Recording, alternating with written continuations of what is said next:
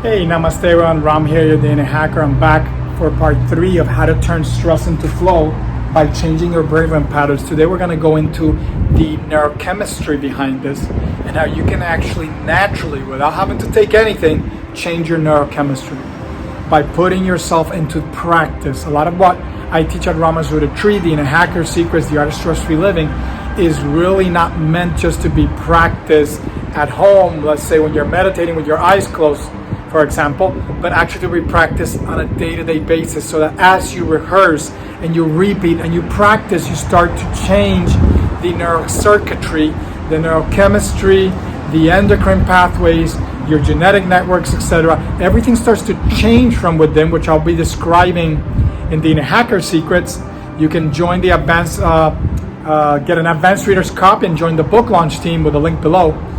And so you want to check that out below or comment below. So I teach this, how to actually integrate it into life. I'm not in the business of teaching people how to just temporarily manage something. I want them to be their own physicians, learn how to self-care and eradicate these conditions and obstacles. So there's something called the kynurenine pathway. This involves tryptophan. This is an amino acid. Amino acids are what make up proteins, and this is one of those essential amino acids that your body doesn't make, that you need from diet. It's one that's often associated in Thanksgiving with making you sleepy. But this amino acid is involved in making a variety of different neurochemicals that, depending on what's being triggered, it will either increase your brain activity, serotonin, help make you be able to tune into the outside world and all the sensorial information that's coming from it. If not just serotonin, but other neurochemicals are turned on too much, we turn the dial too much, then that starts to turn, as I talked about in a previous video, part 1 of this, this starts to turn your brain activity up. Not from low beta waking state, but to higher beta, which we associate with stress.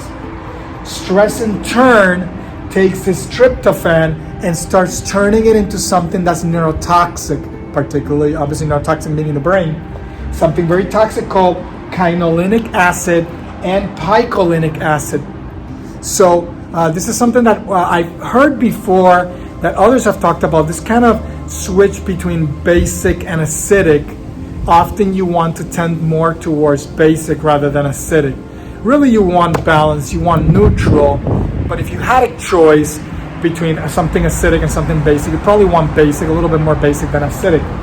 These acids are very damaging, and they are actually associated with psychiatric and neurodegenerative disorders. So it's something you want to keep in mind. Stress, which I talk about in the Art of Stress-Free Living, has a number of damaging effects, one of which, through this pathway, can actually trigger and stimulate neurotoxicity. And I've been talking about this since I was at Yale Medical School in graduate school. When I was doing research, I started to see an association unrelated to this between stress and Alzheimer's disease. And I've been on record on this channel previously describing the effects of stress on sleep, insomnia, also on Alzheimer's disease. So it is under really your control. A lot of these chronic conditions are really under our control. And I mention this often, the 2 silent killers of our generation are what? Stress and inflammation. 2 that are completely 100% under our control if we make the necessary changes in our lives and we learn to develop inner locus of control rather than give it a control to the outside of ourselves. So during the daytime, when my eyes open, my neurochemistry starts to change. Light now starts to turn down what's called the pineal gland, that is near the core of the nervous system. And this will start to turn off the nighttime functions and turn down melatonin, which is associated with sleep, which is associated with higher dimension experiences, spiritual experience, spiritual enlightenment. And you've probably heard this before in terms of the pineal gland as the third eye, as a spiritual axis, And in fact, there's a lot of neurochemical basis for this. And I'll get to that in a sec, especially when I get to DMT. So there is this a switch from daytime activity, serotonin, tryptophan to serotonin, this kind of waking state. Another switch that will turn tryptophan to melatonin. And that melatonin is then associated with lower brain activity. So starting to turn your brain activity in a quote unquote make you sleepy, but in a sense, if you did it with control, it would not make you sleepy. You would still be very awake, but you'd be starting to tune into not the outer world, but the inner world instead. And by breaking that connection with the outside world and starting to turn it to the inner world, we can now have greater breakthroughs in overriding these programs that are operating all the time that keep us trapped in our current circumstances, whether it's a current circumstance of disease, mental illness, whatever it may be, trauma, pain, suffering, etc. Difficulties in feeling like I'm stuck in a relationship or in a certain job that I can't get out of. These type of patterns of being stuck is because we lose consciousness of when we go to sleep. We don't have awareness of the inner or spiritual realms when it comes to nighttime. And then we're always engaged outwardly in the outer world with our senses, and we're constantly stimulating ourselves, not just for serotonin, but for other neurochemicals, norepinephrine, dopamine, at very high levels that tip us over the edge and start to impair our function of our key brain areas. So what we really want is balance, and I teach this all the time. If you're in balance, you will never experience any type of disease, whether it's mental, physical, spiritual, whatever it may be. You're not pushing yourself to extremes, and if you do, you know how to bring yourself back. Mastering that art is how you master the art of living stress and disease-free, and I'll be describing this in more detail in the Inner Hacker Secrets. And I've already gone into this in Art of Stress-Free Living as well, as it relates to stress. And so there's these two switches, the day cycle, serotonin, the night cycle, melatonin. But there's also, through a multi-pathway, biochemical pathway, that involves the same kind of chemistry, you can turn on DMT. Dimethyltryptamine, which has been talked about extensively, is called the spirit molecule, is this chemical that with natural medicines such as ayahuasca, psilocybin from mushrooms and other things, people can induce using natural medicines, but you have to be very careful when you do that. I've worked with clients that because they've, I don't want to say mess around, but they've activated these pathways when unprepared, when not in the right mindset and cognitive and development, stage of development, not in the right environment, then it leads to aberrant neurochemistry that leads to all sorts of other problems. So it's not something that I don't discourage, but I don't recommend. It's very highly specific, and you have to be very prepared if you were to do something like that. And so what I recommend is that you're able to do this naturally. That when you need to be awake, you're awake and you're focused and you're on point. All your neurochemistry is aligned. You know how to harness the neurochemistry, the neurohormones of stress, and turn that into flow. You're able to turn on melatonin and nighttime neurochemicals the right way so that you can induce relaxation. You can induce creativity. You can let go if you want to and lose consciousness and let your body rest. Or you can switch it to be able to now experience other dimensions of consciousness that you currently remain veiled to you. And so that would be DMT. So you can see that this relates to brainwave activity. I'm going from low beta. If I increase serotonin or other neurochemicals, norepinephrine, dopamine, I can turn that into high beta, which is associated with stress. Now melatonin will start to turn it down. Certain neurochemicals start to change, and that starts to reduce arousal and induce a deeper state of relaxation. If I don't have control over it, it's happening without my control, my physiology takes over. I start to lose consciousness and I start to relax and I fall asleep. But what I want you to know is that melatonin levels go down as stress hormones goes up. So if I don't learn how to live in balance and regulate my stress, then melatonin levels are not being turned on. So oftentimes what you'll find is, and I've talked about this before, is that people that are under a lot of stress are workaholics, they're grinding, they're really overcharged, then they have a difficult time relaxing and falling asleep because their neurochemistry is off. In addition, I've mentioned before, they've extinguished, they've depleted and exhausted themselves, and now when it comes time to be able to relax, they can't, they don't have energy to relax.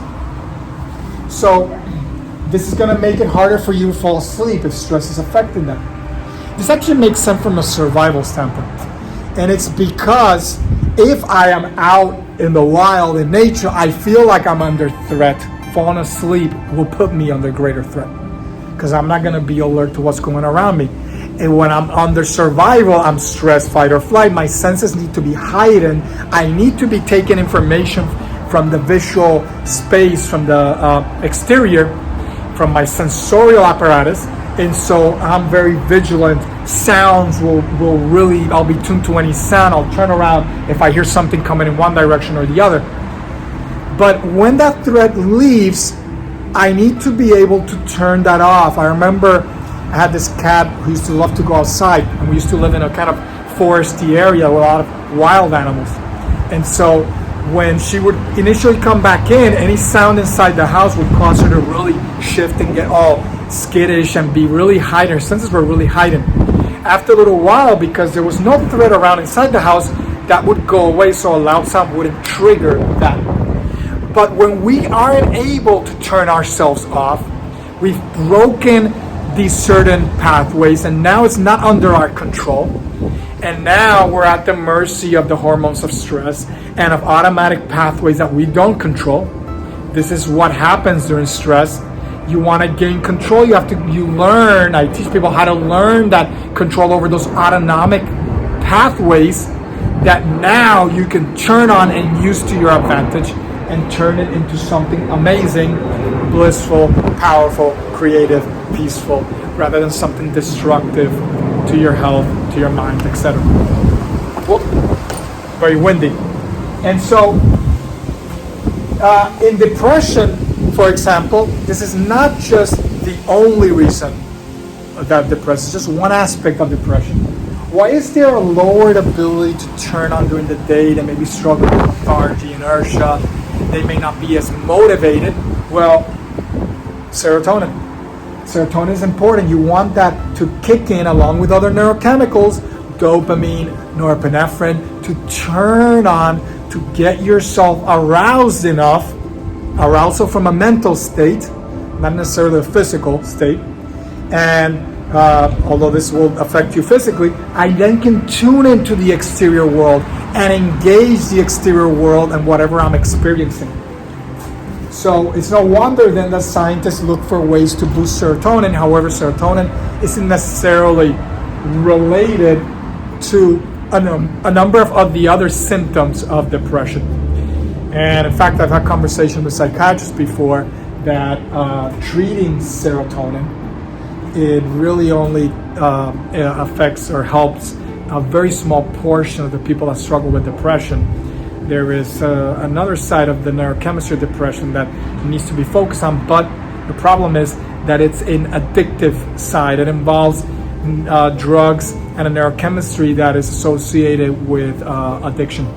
So it's like, what would you want to struggle with? Depression or potentially addiction is really difficult way. The best way to do it is to do it naturally, to learn how to develop the power yourself. And this is what we teach at the Inner Hacker Secrets, Mastermind, Artist Stress Relief Retreats, etc. on my private and group coaching programs. How to go about changing your neurocircuitry.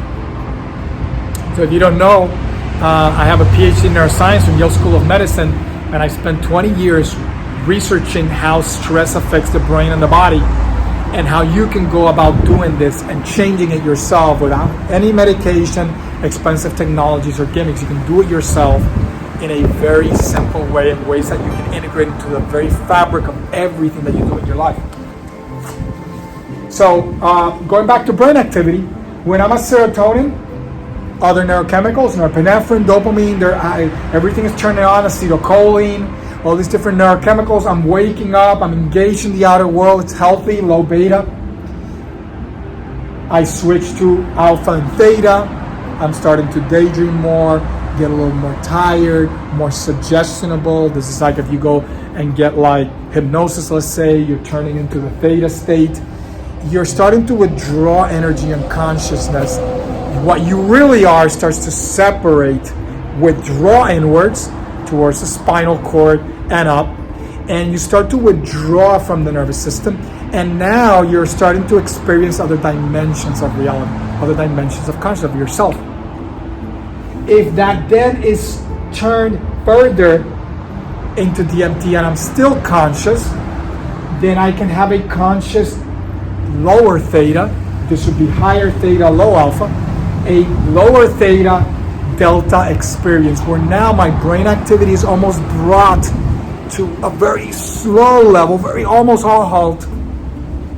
If you master it, deep meditation, I've written this already, but I'll be, when I publish a book, my first book, but it'll probably be my third book out, Voyage from Human to God, I go into details about the limbs of yoga, one of which is meditation, and I describe this in more detail. But if you master meditation, then you can have now spiritual experiences. Your brain actually can turn off really almost altogether. Your body goes into a death-like state where heart rate ceases, breathing ceases, and now you vacate the nervous system through a variety of exit points and higher exit points, and now you're having these spiritual experiences that are amazing, and you experience more of yourself and of the universe than you currently experience right now. It will destroy your fear of death instantly, because you now experience yourself separate from who you currently think you are, a reduced version of yourself. It's the fake you, the body, the ego. It's the fake you. You can experience a greater you by learning how to consciously change your chemistry and to learn how to control and regulate your energy and your consciousness in a way that you may not be able to right now. So I wanted to finish with some benefits of melatonin. And so I have worked with people, and I do recommend dosages of melatonin. Melatonin has a number of benefits, not just to help regulate your sleep better. So if you're struggling with stress, taking melatonin regularly is a good idea, because as I mentioned, stress hormones will deplete melatonin. So you get it depends on the individual, but you want anywhere between 3 milligrams to 10 milligram dosage. And if you get a lower dosage, you can buy a lower and then take, a couple of pills, or maybe 3 if you want to bring it up from 3 to 6 to 9. And you take this about 20 minutes before you go to bed. When you start feeling a little bit sleepier, when you want to go to sleep, you take the melatonin, and it has a number of benefits. It's going to promote DNA repair and replication. And of course, as well as repair and rest and regeneration. So one of the things that happens is that as we go through life and we're just stressed out, and some people are often addicted to stress because it's the only way they can get themselves juiced up, motivated, turned on. They love the grind. They workaholics. They're just constantly pushing themselves. But the problem is that comes at a long-term expense. This happens also with athletes. So you sacrifice long-term gains for those short-term ones, and that can be very destructive for your health in the long run. So I don't really recommend that. There's a way in which you can empower yourself short-term without sacrificing the long-term.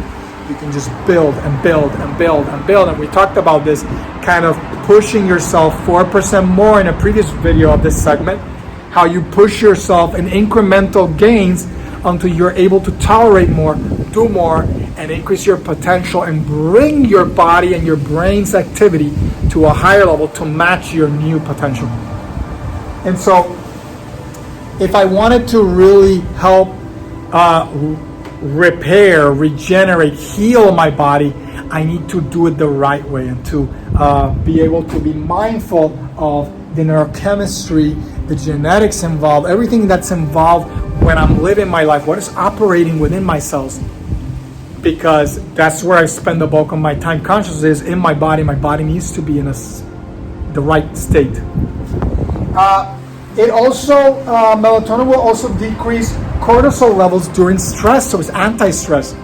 So it's going to not only help you sleep better, which is going to bring stress hormone levels down, because this is, go back to a previous video, I'll probably put at the end of this video, my video on the relationship between stress and insomnia and Alzheimer's, and how you can get caught in this nasty feedback loop that just exacerbates your stress and your lack of sleep further, and just starts to drive up these hormones that just build up, these destructive stress hormones that build up over time.